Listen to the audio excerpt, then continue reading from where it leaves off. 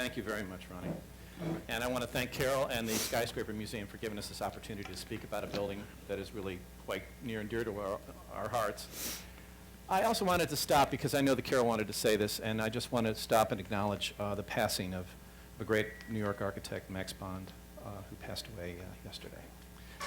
I just want to pick up on what Ronnie was talking about, which talks about its location and, in fact, the fact that this particular site has wonderful exposures. And just to give you the neighborhood context, this is here we are at 29th Street, and then we'll hear a little bit about one Madison Park in a second here. But this is our neighborhood, and we have right at our feet this incredible park that the church basically offers. But from this site, when you get up that high, you get these spectacular views, and you could just basically almost touch the Empire State Building from these apartments on each of the exposures. Pretty much each exposure gives you that access. Once again, that's our site, our footprint. The first thing that, and of course I have to acknowledge that really Bruce and I, it was great to have Bruce invite me to join him, to collaborate with him on this particular project, to design the project. One of the great things for us to initially discover is that it had an extraordinarily rich material context. Number one, you have this historic church, this beautiful historic brick church, and the context all around is brick. And what we realized is that we needed to do justice to this neighborhood and to the church, and really not do this as a glassy tower. We really wanted to really bring the texture of the neighborhood to the palette of the building. And so this is what we have as our context, the churchyard.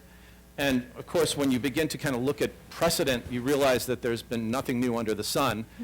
And except for there's all sorts of precedents, and the question is whether you draw your inspiration from good ideas or bad ideas or whatever. In this case, I mean, you're thinking, you have San Gimignano, you have point towers, these towers that soar over the context, and you have to think about what they were doing. They were basically trying to get above their neighbors so they could drop rocks on each other's heads.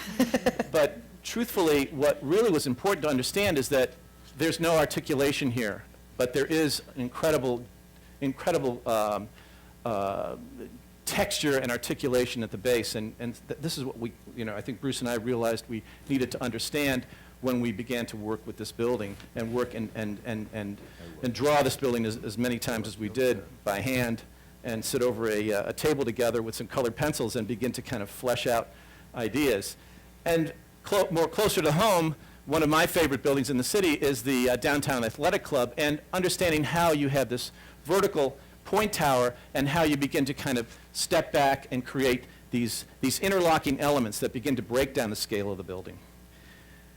And we also looked at the issue of verticality, because we are that close to the church, and we began to think that we need to acknowledge the church and have a portion of have the building kind of become almost have a certain Gothic tracery to it, and kind of reinforce almost like an element of a carillon. And so we looked at the CBS building, Black Rock, and the kind of the faceting of the facade, and how it had a prismatic quality to it, and began to think about that as we began to work on the building. We are really, the tower portion of this building is really kind of forced between all these hard surfaces. We have the high altar and the chapel of the church forcing itself in. You have the adjacent properties, and then to the south you have a 15-foot setback dictated by zoning and a rear yard equivalency of 60 feet. So essentially you're looking at a zoning envelope and footprint at that point.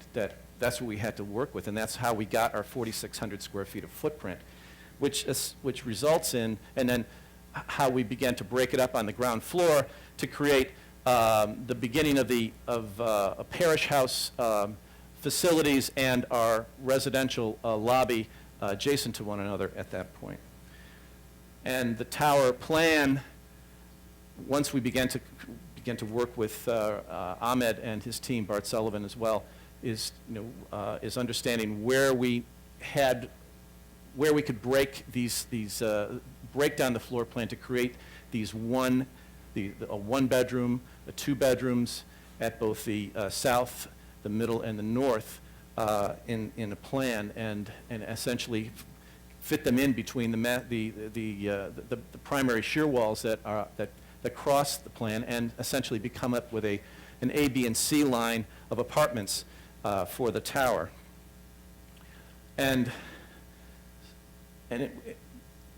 after a number of studies, we realized we have the scale of the church to address at the base with the parish house, and the tower had a responsibility to kind of break down its surfaces and its massing with different articulation that essentially denoted each of the different elements of the tower. It's a vertical bundle in the city. It's a vertical bundle of towers. The south tower, the A line, being the portion that kind of expresses its verticality. The B line being the core of the building, which is a punched solid core, and the C line, which is a series of horizontal bandings of glass that look out on the panorama of the city to the north. At the base, we studied the parish house facade and wanted to break it into a series of glass prisms, giving it these light scoops, and in comparison to the brick tower, a metal and glass, a very faceted, very articulated series of sawtooths in plan and scoops in elevation. And with that, I'm going to pass it on to Sylvian. There you go.